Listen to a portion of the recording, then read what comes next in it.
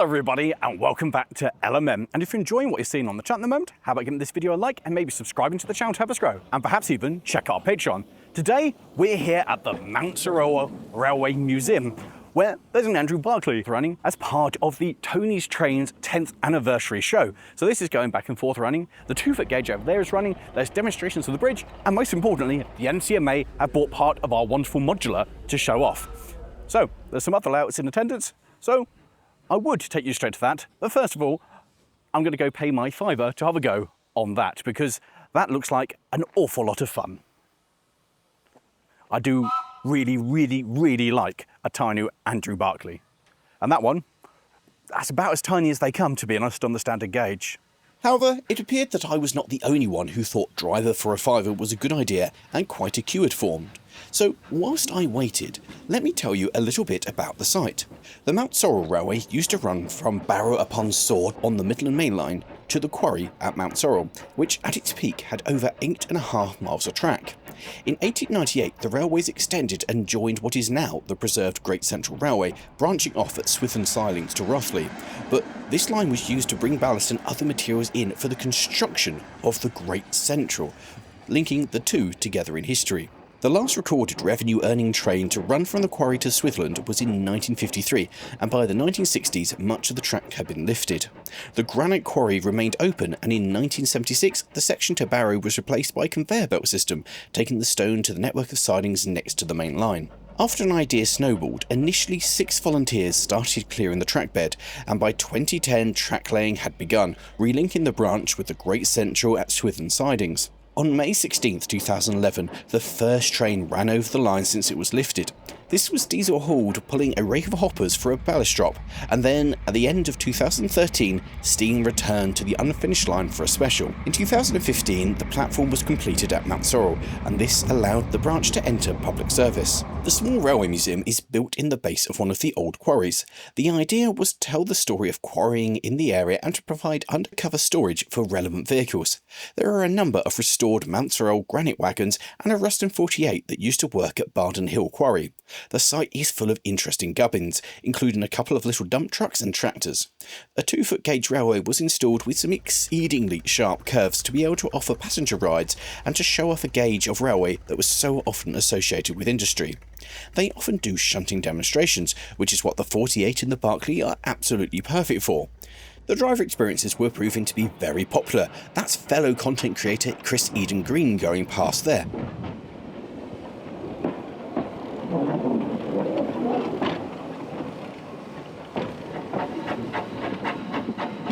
And after watching a few more people drive up and down, it was my time to hop up and have a go. I'm going to leave you to it. Oh, okay. If you want. Yeah, that's fine. Yeah, thank you much.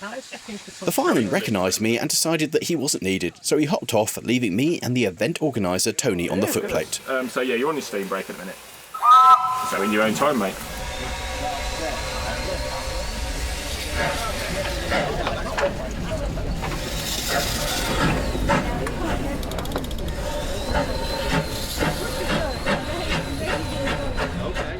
Such a lovely little engine. It's all right, isn't it? If I could have a steam engine, this is what I want. All right. It's like the perfect size that you could have.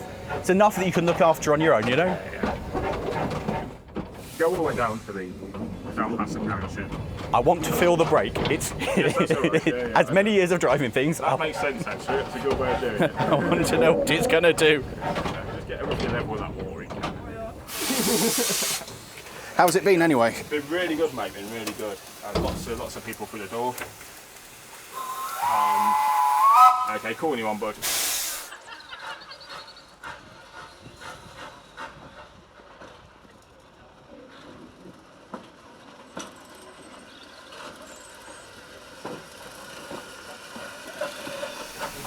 Have to go? Yeah, whenever you want. Quick pop. Got Filament and Ricky there, so yep, you're away, mate. Come on, you. I want this. You can get off if you want, I'll look after it for the rest of the day.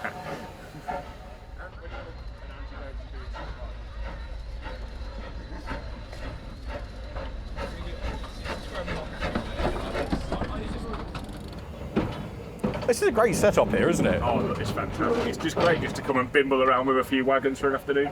So I used to love doing that at Chatham. Yeah, just that's Them kind of turns are so much fun.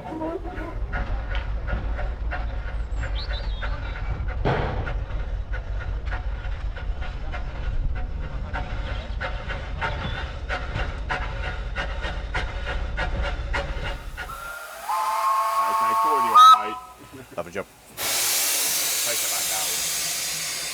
Cheers for this. It's been No, absolutely pleasure. Thank you for coming. oh, any excuse to come do trains, you know. Yeah.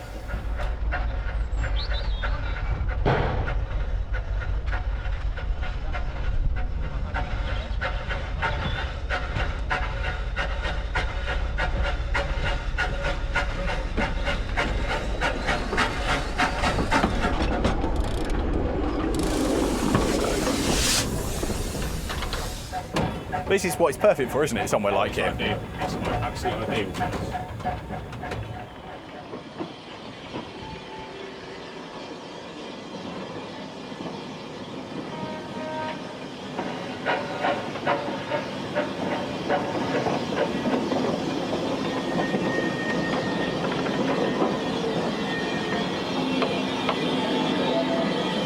That's Is that picking? it. That sounds good. You have an injector. Low ejector, lovely. Whew. Cool. Right. That's that moment. Come on, it will go. It will Go go. on, you There's nothing. It's the most satisfying thing about getting on an engine of somebody else's and going, no, I've got it. I've got the injector working. Thanks for that, buddy. Pleasure, Let's go. thank you. And yeah, this is great.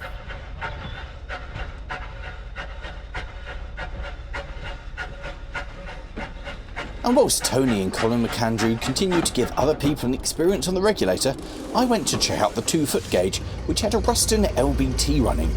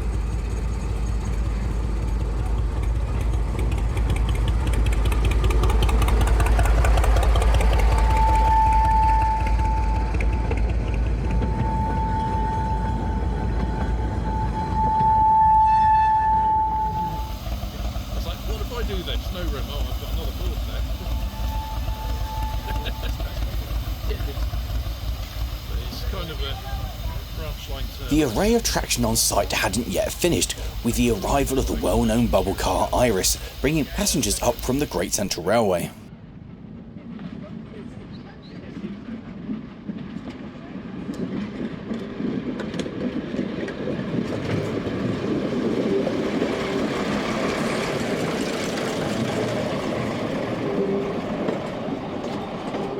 Meanwhile, the little Barkley had been running up and down almost continuously, which made for an absolutely wonderful sight.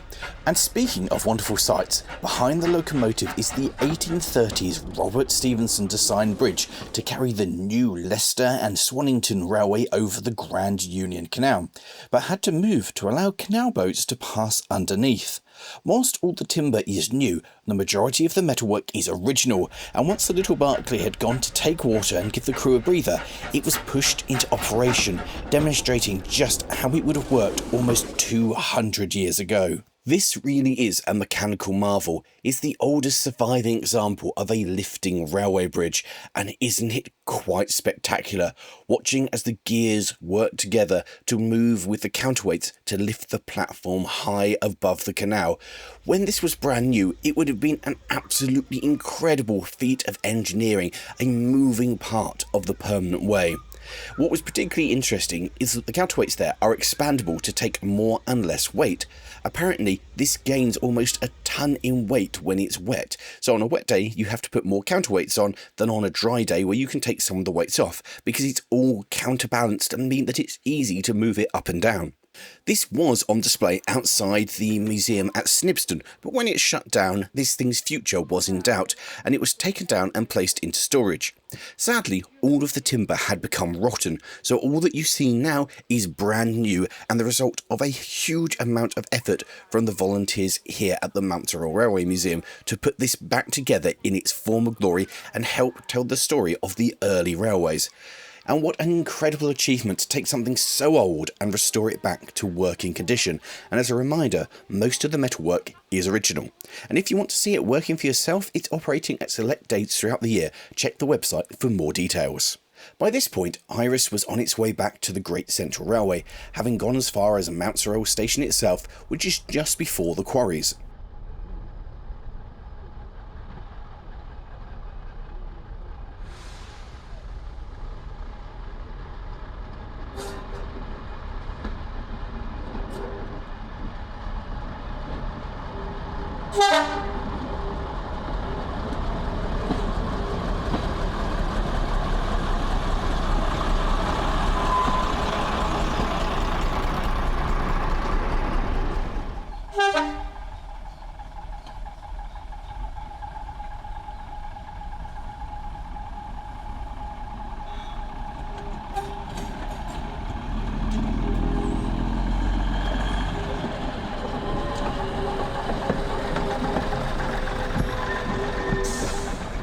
And as Iris departed back to the main line and Colin McAndrew started running again, I finally decided to go check out the layout inside the shed. Tony had done really well. As well as having a big selection of new and second-hand models to sell, he'd also got a Curascale to come along, bringing a selection of their brand new and upcoming models to show off.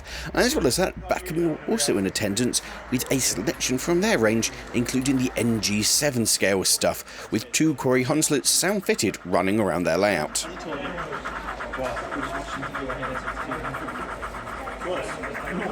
Turning to have a look at the layouts, first up was Byway MPD, which was fitted with adaptive lighting, so it could simulate day, night, thunderstorms and everything in between, and that is proper cool and I really like it. It was originally built as a demonstration layout for the owner's business, showing off sound-fitted locomotives, lighting on the layout, working signals and other extra bits that you can get to really bring your layout to life. Over the years it's expanded more and more to become a layout in its own right, still being a demonstration for the owner's business, but also giving operational interest as locomotives shunt around on shed. It's not based on anywhere particular, but towards the end of steam somewhere in the Midlands.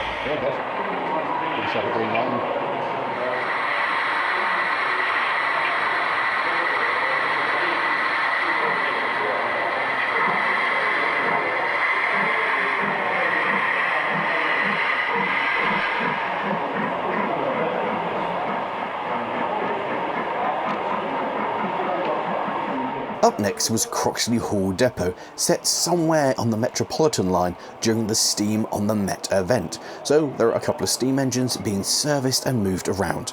The main feature of the layout that I really loved was the working roadway, with a pair of trucks making their way back and forth, and I love this system and really want to have a go at building it myself. It's just proper cool, and it gives that extra layer of immersion to the layout, working roads alongside working trains. I loved all of the lights around the depot as well, particularly when the lights were low as the train passed underneath, changing colours and casting shadows. Just makes the whole thing seem alive.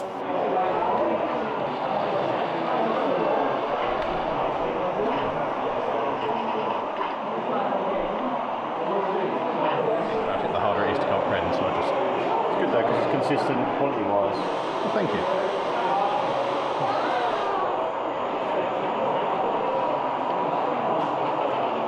I love it when it goes under the street lights. The white lights are just so pretty. It's got, same as his, it's got day and night lighting. That's cool. And then the street lights come on automatically when it goes to darkness.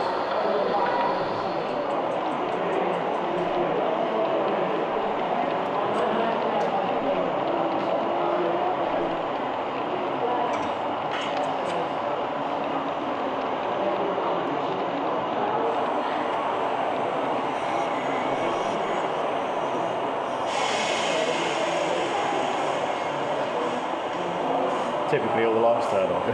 Right.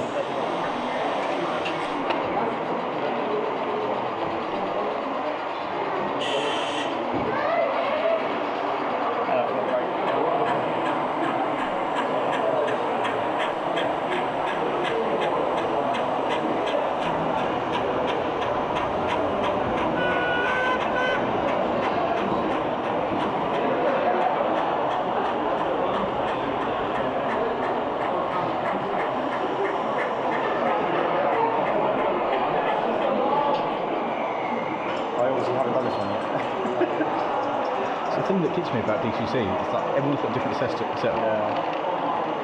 They're trying to like standardise it a little bit. But they all use the same chip. My programming them to do the same stuff, the same buttons. So. Dropping down a gauge to 009 was Tanny Bulk, modelled on the well-known Festiniog railway station. The layout is not an exact replica of the real-life location. For example, out of the station on the left-hand side, the railway should go straight and then branch off to the left, whereas on the model, it goes right. But instead, it gives enough flavours of the real location for people to recognise it and say, oh yes, I've been there and I know where that is. I love all of the detail in this. Unusually, it's modelled in autumn, so the trees are just starting to turn, which gives a lot more visual interest with all the greens, oranges and yellows going on. There's so much to look at with lots of hidden gems on the layout as well.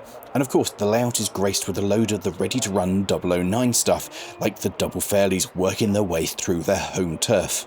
The layout curves round, meaning there are places to view it on all four sides, and it is absolutely stunning and one of my favourite layouts I think I've seen.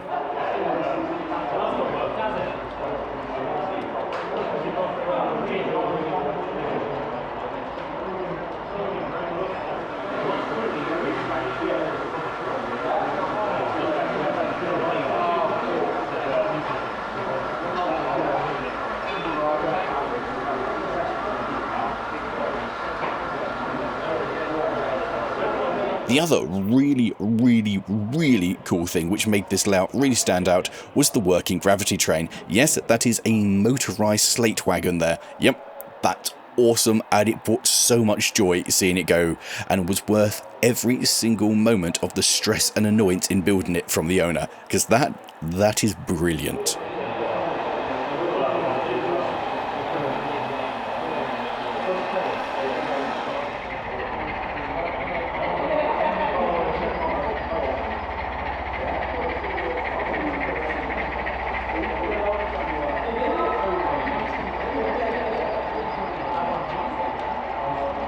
Inspired by Crew TMD but not actually modelled upon it was Sutton Bank Traction Maintenance Depot. This really made the most of having sound-fitted DCC locomotives, which really bring a small depot to life as the locomotives throttle up, the sound of brakes and with their horns blaring.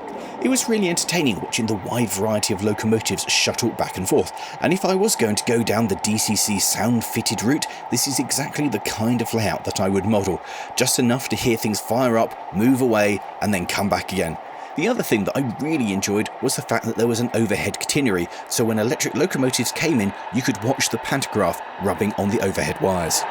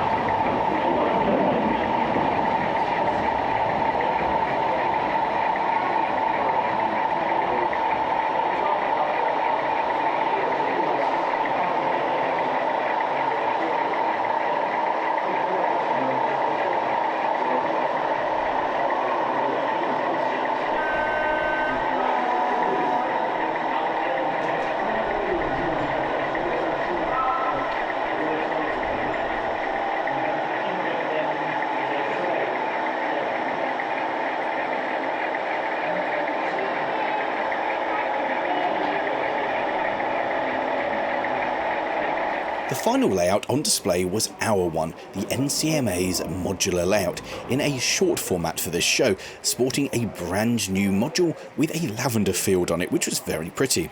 We, as usual, were running a wide variety of heritage rolling stock, the idea being that this is a heritage railway during a busy summer gala. And I was taking the opportunity to run some of my new items that I'd recently received on a live stream, including my personalised HO gauge boxcars, which I think are very smart. The great thing about our modular is that we can build it to suit the space that we've been given, meaning we can attend a wide variety of shows with it.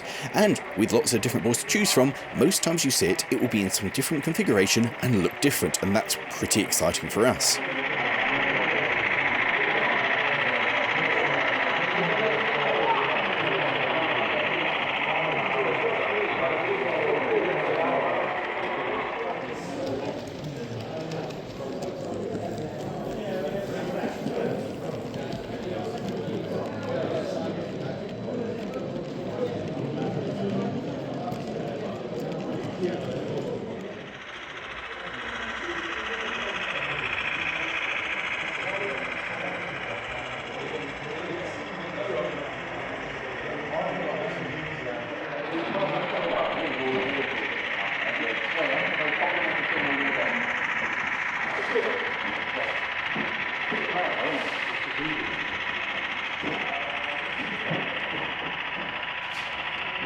As you probably know by now, Club Chairman Loz is a big fan of the Longmoor Military Railway and has a large collection of basically everything that's ready to run with a load more stuff on pre-order. So when he went over and had a chat with the nice guys on the Curascale, they said, "Would you like to borrow some of our LMR stuff to see what it's like compared to yours?" Which meant we got to have an exclusive run of the brand new LMR coaches, which will be released later this year, and we got to pose one of the brand new austerities on the layout, because this one is just a factory paint sample, so it's not fitted with a motor, but it was really exciting to have brand new models running on our modular. So a massive great thank you to Curascale. So go check them out and maybe pre-order one of their lovely new austerities that they're producing.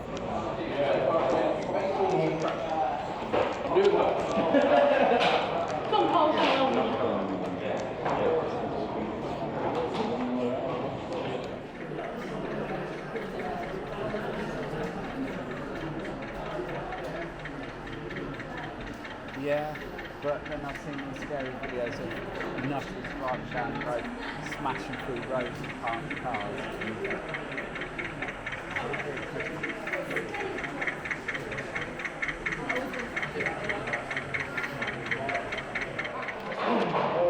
Oh my god, that was lucky.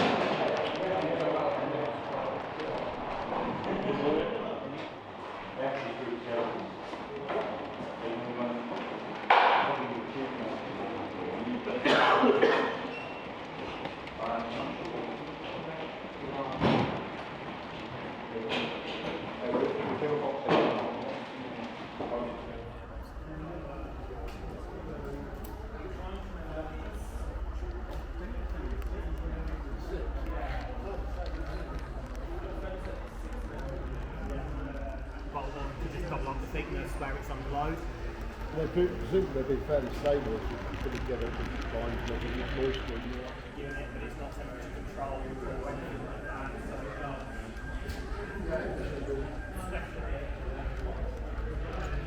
As the day began to draw towards an end, things started to get a little bit silly on the modular, but I wasn't part of this because I'd heard the unmistakable chug of a Ruston 48 being started up. What's particularly exciting about this particular Ruston 48 is she is the sister to my own machine. I own 393303 in scrap condition, and this is 393304, and at some point in the future we will get these two machines together because it will be wonderful to have sisters one number apart back next door to each other. The main reason I was interested in seeing the 48 run is the gearbox on my other 48, number 294266, is very loud and grumbly, and I wanted to hop and have a ride to find out whether that is the noise that all Ruston 48s make, or if mine is unusually loud. And when I asked if this was possible, they went, "Sure, you know what you're doing. You know Ruston 48s. Do you want to have a drive?" To which I went, "Well, of course. What more could I want than to move some workings around with a Ruston 48 at a little railway?"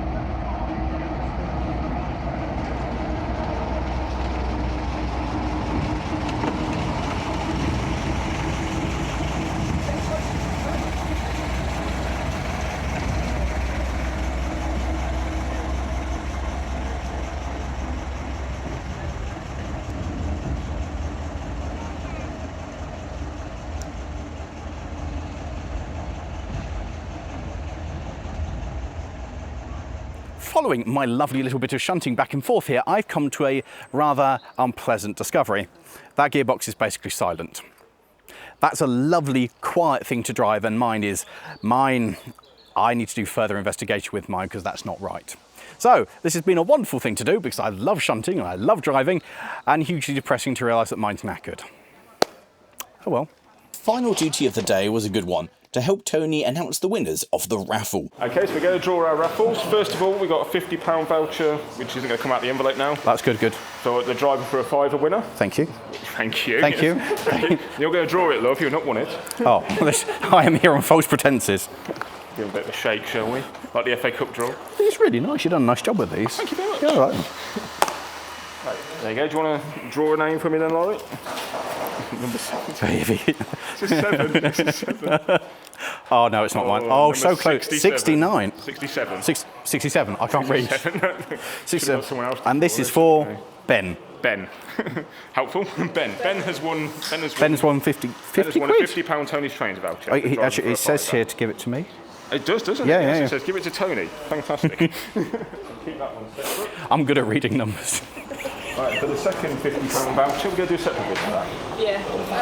For the winner of the Tony's Trains purchase raffle. See, I don't have one of these, so I'm not so... What number do you want me to pull? They're not folded up this time, so you might be able to... Oh... Oh. I've got 18, or maybe 81. Your age. 81. Yeah, that's good. And this one is for...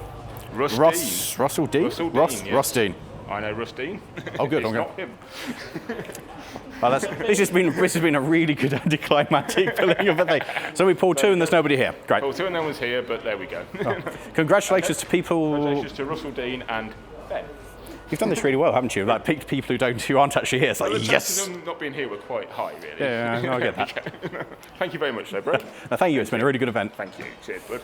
And with that, it was the end of the day, which meant it was time to disassemble the modular and pack everything up. So that brings us to the end of the day here at the Tony's Trains 10th anniversary show here at the Mountsorrel Heritage Centre. It has been amazing and I've loved it, particularly getting able to go on both the working locomotives. It's been a very, very good day. And if you have enjoyed this, how about clicking somewhere over there for other model railway shows we've done, or down there for a video of my own Ruston 48.